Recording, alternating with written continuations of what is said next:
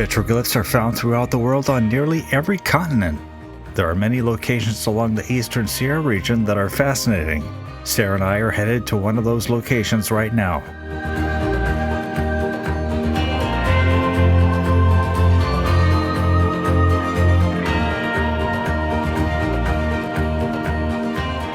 We are in Mammoth County and we are on this dirt road that's going to take us to the Red Canyon Petroglyphs. The Native Americans from a long time ago left their artwork for us to see on these rocks. Quite a long, about 10-mile dirt road.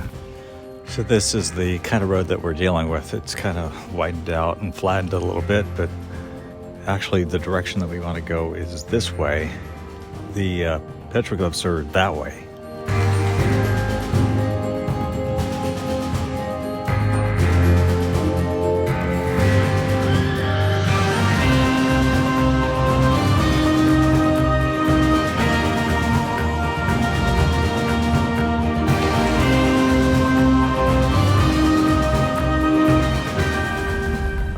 So we've hit this cool section where there's a lot of red rock around here, which probably is the reason they call these petroglyphs Red Canyon Petroglyphs. At least I saw on a vlog that there's a section where the road narrows, and I think we've hit that spot. Look how narrow this canyon is here. We're at Chidago Canyon Road. Kind of reminds me of the Alabama hills. Aren't you glad we still decided to do this? Oh, look at that. Gee whiz. I like the moss. The moss? What is that stuff? Oh God. Oh, look at how that precariously on the edge right there. Oh. Things we find ourselves into. Life's an adventure. Buy an off-road vehicle. What's that? Beautiful. Beautiful. And it continues. Opens up a little bit more. It's not quite as harrowing as the time that we went to Aurora, is it? Not even close. If you want to see some harrowing driving, check out our Aurora video. Wait, you don't show that much of the driving in the video, do you? No. It's just A little bit. you can see we're just driving through sagebrush. Ooh, here's some more. More canyon-y area. Gosh. This is crazy. That's beautiful. Oh! Bless America. See that white, like, what was that, quartz? The ginormous quartz rock? I did not. Decided to stop here because there's a hole in the rock I want to show you.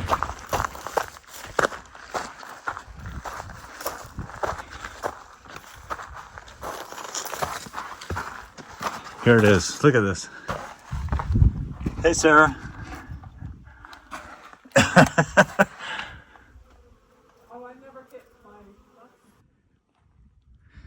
Here's the road we just came in on.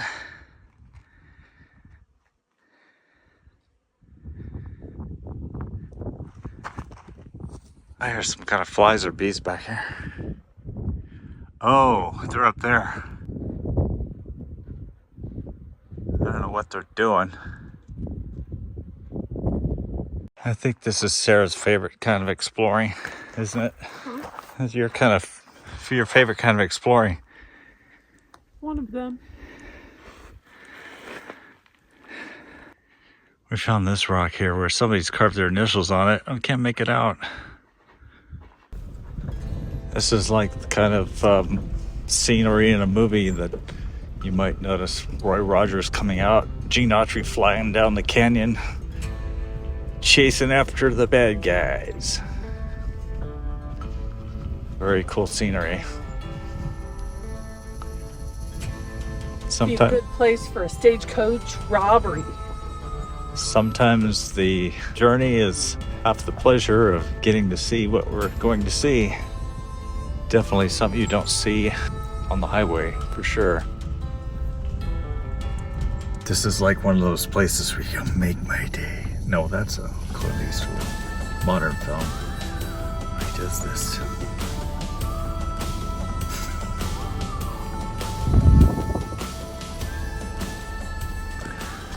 She's videotaping. My face is tickling. My face is tickling. My hair's tickling my face.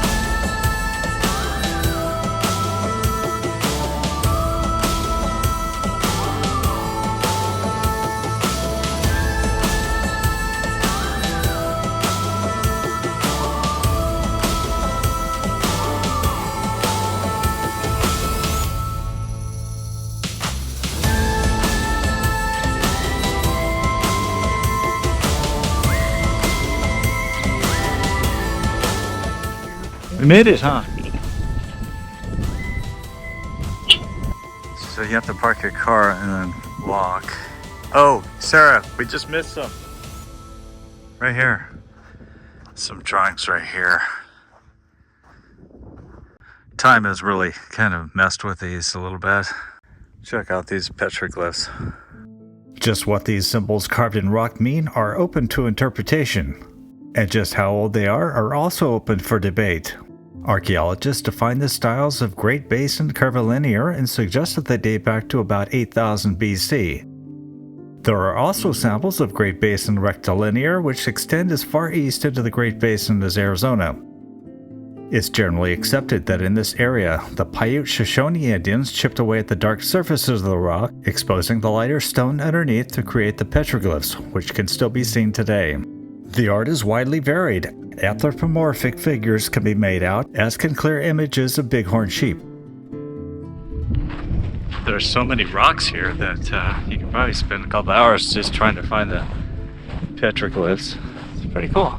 We're not too far from Benton Hot Springs. Here's another one over here I spot. There's one there. Why would they do these? I guess they were bored. I mean, look right here. Yeah. It's a map. I think it's just It's a their road map. artwork. It's like a little corn maze here. I like swirly stuff. Look at this design up here.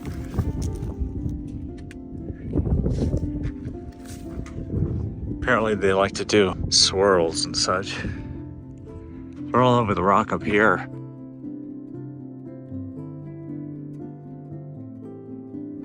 Definitely can make out a ram right there.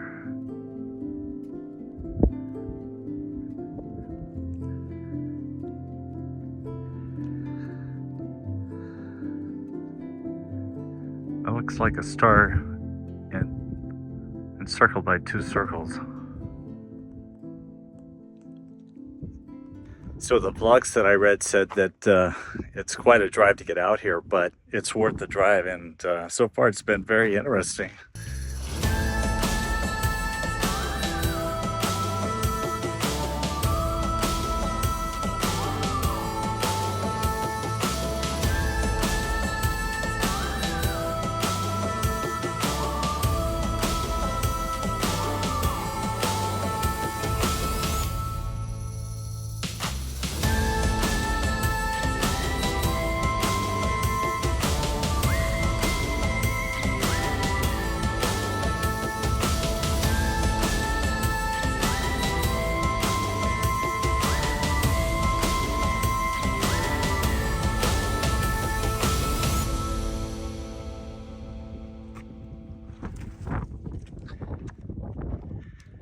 Some more over here, it looks like, on top of the rock. It's really mind-blowing to think that that these prehistoric people were up here. Look at this.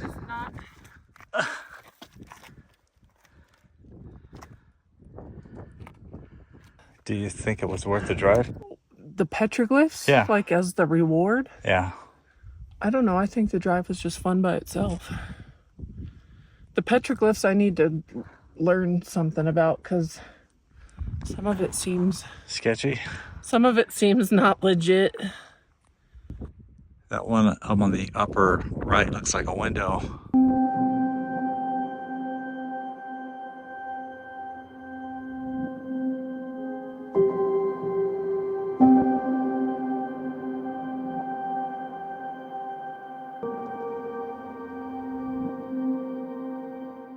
Here's one up here that looks like maybe it got messed up with time.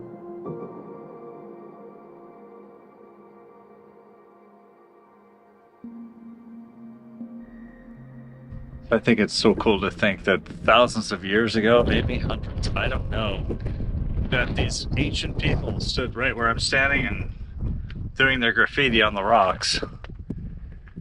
Kind of reminds me of the... It's graffiti. It's graffiti. You know, when the pioneers came out west, they would often write their names on rocks, which today, if you did that, you'd be arrested.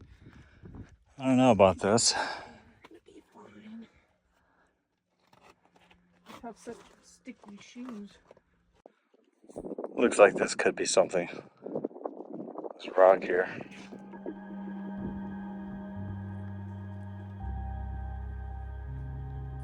So far we don't see anything on this side, which would be the south side. So if any of you are in the Bishop, California area and you want to check out these petroglyphs, we will leave a GPS location for you so you can come out and check it out for yourself. But if you do come out here, don't do anything you shouldn't do. So I'm wondering if the petroglyphs on the south side here have been eroded somewhat by the elements because it's the most sun. The petroglyphs on the north side and the east side have survived. So I'm wondering if that's why we don't see anything on this side. Okay, well, forget what I said about the south side because this is south side. And look at this. Look at this. We've got a handprint, which kind of makes you wonder. That's a child's hand. That looks almost like a foot. Not sure what that is. Maybe a bear claw? Now this area is rich with petroglyphs. Look at a triangle. Looks like the sun right here. Right here. Some kind of box formation. Not sure what that is.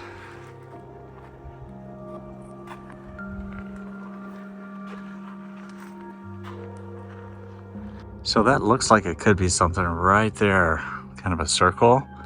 And it kind of makes sense because there's a foothold right about here, which would be about the height of a human being, where they could reach and do their artwork.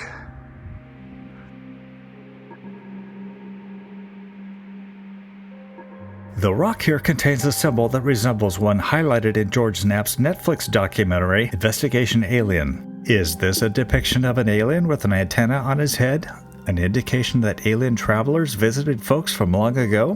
While I am convinced that UFOs are real and that our government is hiding what they know about them, or maybe behind, I remain skeptical about the interpretation of this symbol.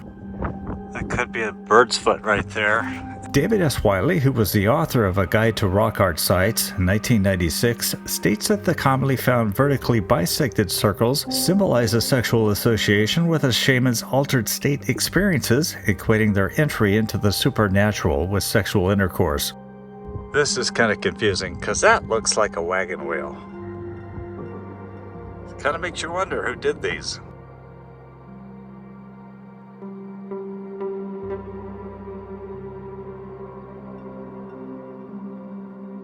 Now that's definitely either an acorn or a basket.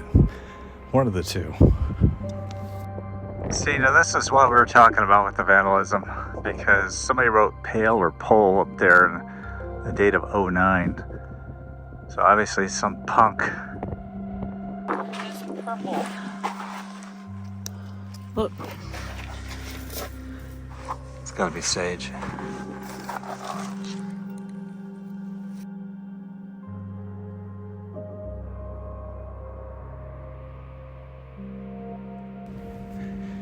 Pretty cool just to look at these mountains back here.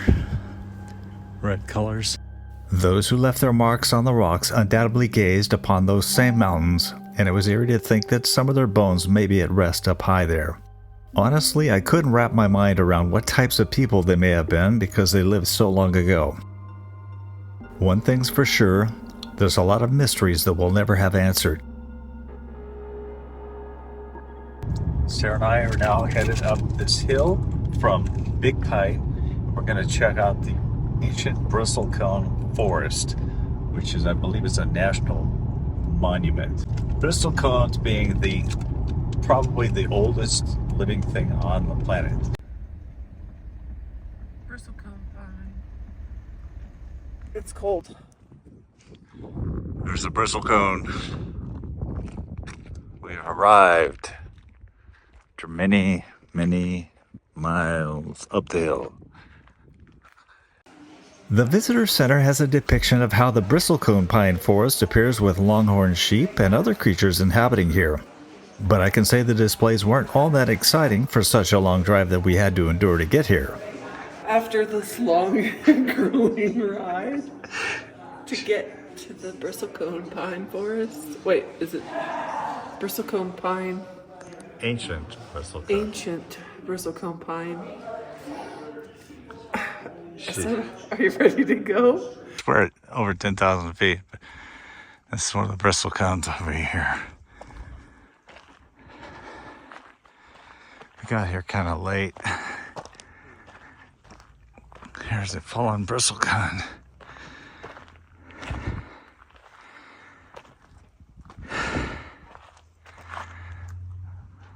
Pretty. Very small rings on these trees because they lived so long. I think some of them have lived 4,000 years. Crazy. I know I say crazy a lot, but that's crazy. It has a 2-year growth cycle. It shouldn't be that hard to do a mile, but geez. This was Sarah's idea. She doesn't want to do it. Look at this wood. It looks almost like it's been varnished.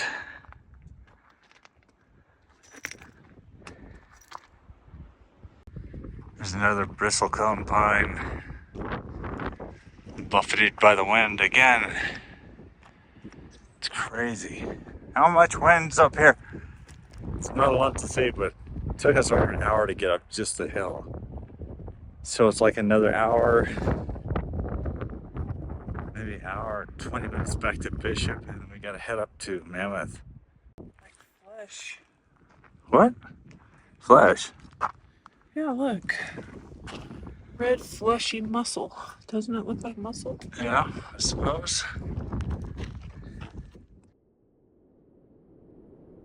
The Great Basin bristlecone pine trees grow between 9,800 and 11,000 feet above sea level in xeric alpine conditions protected within the Inyo National Forest. On the road back down the mountain, we stopped to take in this view, which shows that Sarah's Subaru had climbed some 6,000 feet above the city of Bishop.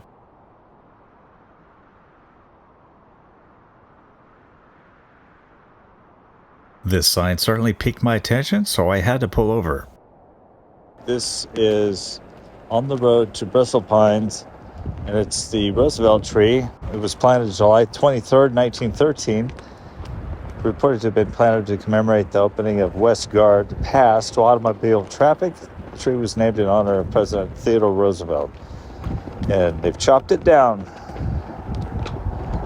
But it looked like this, a pretty big tree over the course of 100 plus years. We hope that you enjoyed the series of our visit to the Eastern Sierra region and hope that you'll check out the other videos on our playlist. Thanks for coming along, and we'll see you in the next video.